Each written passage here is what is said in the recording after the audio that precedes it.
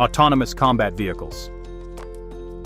The United States Army's Robotic Combat Vehicle program represents the dawn of unmanned ground warfare, where machines fight alongside soldiers or independently in environments too dangerous for human operators.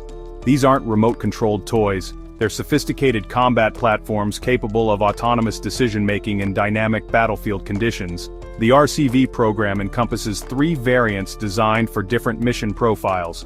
The RCV Lite serves as a nimble reconnaissance platform equipped with advanced sensors and lightweight weaponry, capable of deploying drones to extend surveillance range significantly.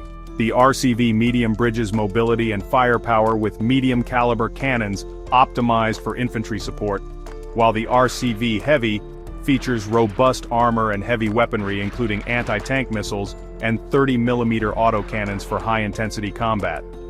What sets these vehicles apart is their integration of artificial intelligence and machine learning, enabling autonomous navigation and adaptation to dynamic combat scenarios. They can perform tasks ranging from reconnaissance and logistics support to direct combat roles without human intervention.